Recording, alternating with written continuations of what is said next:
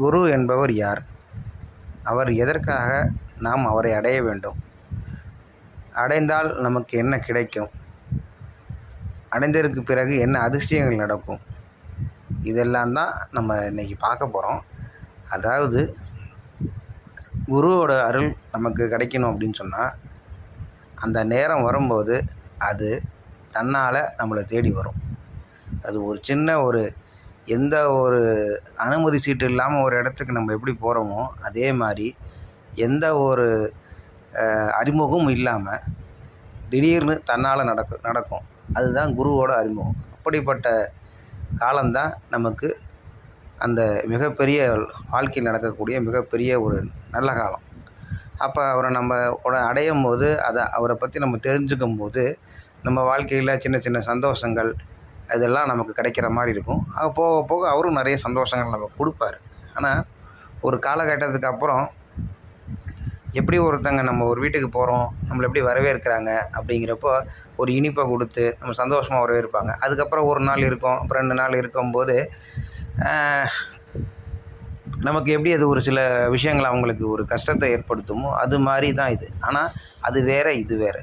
இது குரு என்பவர் அப்படின்னா நம்மளை ஒரு சந்தோஷங்களை நமக்கு கொடுத்து உள்ளே கொண்டு வருவார். ஆனால் அதற்கு ஒரு குறிப்பிட்ட நாட்கள் போனதுக்கப்புறம் நம் வாழ்வில் மிகப்பெரிய துன்பங்கள்லாம் ஏற்படுறதுக்கான வாய்ப்பு அதிகமாக இருக்கும். ஏற்படும், கண்டிப்பாக ஏற்படும் போது நம்ம என்ன நினைப்போம், என்னடா குருவை நம்ம வணங்கிட்டே இருந்தோம், இவ்வளோ நல்லா இருந்தது, வந்தவொடனே சிறப்பாக இருந்தது, அப்படி இருந்தது இப்படி இருந்தது, ஆனால் இப்போ எல்லாமே வெறும் சோகமாகவும் வேதனையாகவும் துன்பமாக இருக்கேன்னு நினைக்கிறோம் அப்படின்னு நினைக்க தோணும். ஆனால் அது மாதிரி நினைக்கக்கூடாது. எவ்வளோக்கு எவ்வளோ நம்ம சோதனையும் கஷ்டத்தையும் நம்ம அனுபவிக்கிறோமோ அவ்வளவுமே குரு நம்மளை பண்படுத்தி நம்ம வாழ்க்கையை ஒரு நல்ல நிலைமைக்கு கொண்டு வரத்துக்கு தான் இவ்வளோ போராட்டங்களை கொடுக்குறாரு அப்படிங்கிறத நம்ம உணர்ந்துட்டோம் அப்படின்னு சொன்னால் அது உடனே உணரக்கூடிய சக்தி நமக்கு வராது. அதுக்கு சில காலங்கள் ஆகும். அப்படி ஒரு சூழ்நிலையை நம்ம மனது பக்குவம் அடைகிறப்ப தான் அதை நம்மளால் உணர முடியும். அது ஒரு குறிப்பிட்ட காலம்னு கூட சொல்ல முடியாது. அது எப்போ வேணாலும் அது நடக்கலாம். ஒரு சொல் கொல்லும், ஒரு சொல் வெல்லும்னு சொல்லுவாங்க. அதுபோல் நம்ம வாழ்க்கையில் ஒரு சில நிகழ்ச்சிகள் நம்ம வாழ்க்கையை, நம்ம மனதை அது ஒரு பக்கம் இழுத்துட்டு போகும். அப்படி இழுக்கும் போது தான் நமக்கு தெரியும் நம்ம வாழ்க்கை எதை நோக்கி போயிட்டுருக்கு, நம்ம பயணம் எதை நோக்கி போயிட்டுருக்கு, நாம் எதுக்கு இந்த பிறவியில் எடுத்தோம், எதுக்கு பிறந்தோம், எதுக்கு வாழ்ந்துக்கிட்டு இருக்கோம், நம்ம சுற்றி என்ன நடந்துக்கிட்டு இருக்குது அப்படிங்கிற விஷயத்த நம்ம அவ்வளோ சீக்கிரமாக உணர முடியாது. அப்படி உணரக்கூடிய சக்தியை குரு தான் கொடுப்பார். நம்ம இந்த உளவியல் வாழ்க்கையில் நம்ம எல்லாமே ஒரு சாதாரண ஒரு நோக்கத்தை நோக்கி தான் போயிட்டுருக்கோம். சாதாரண விஷயத்தை தான் பண்ணிகிட்ருக்கோம். நம்ம என்ன தப்பு பண்ணுறோம், என்ன நல்லது பண்ணுறோம், என்ன கெட்டது பண்ணுறோம் என்பது நமக்கு தெரியாத விஷயமாக தான் இருக்குது. அது தெரிஞ்சுச்சுன்னா இவ்வளோ குற்றங்கள் இன்றைக்கி நடக்காது.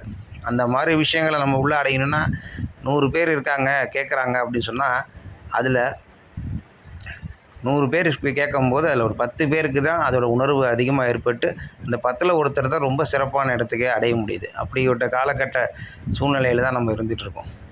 அதனால் குரு அருள்ங்கிறது அவ்வளோ சீக்கிரம் கிடைக்காது. அது கிடச்சிருச்சு அப்படின்னா அதை நம்ம தொடர்றதுக்கு நிறைய துன்பங்களையும் கஷ்டங்களையும் சந்திக்கிறதுக்கு நம்ம தயாராகிட்டே இருக்கணும். அது ஒரு மிகப்பெரிய நமக்கு ஒரு பதவி கிடைக்கணும்னா எப்படி நமக்கு எவ்வளோ சோதனைகள் வச்சு ஒரு கேள்விகள்லாம் கேட்கப்பட்டு நமக்கு அதை கொடுக்குறாங்களோ அதுபோல் அத்தனை சோதனைகளையும் வேதனைகளையும் குரு நமக்கு கண்டிப்பாக கொடுப்பார். கொடுத்து அதெல்லாம் நம்ம சரிப்போன்னு நம்ம எல்லாத்தையும் தாண்டி எப்போ ஜெயிச்சு அதோட உண்மை நிலையை நம்ம புரிஞ்சுக்கிட்டு இருக்கோமோ அப்போ தான் அந்த நம்மளோட வாழ்க்கைக்கு ஒரு அர்த்தம் தெரியும். இதை பற்றி நம்ம இன்னும் விரிவான அடுத்த பதிவில் உங்களுக்கு குருவோட மகிமையை பற்றி நான் சொல்கிறேன்.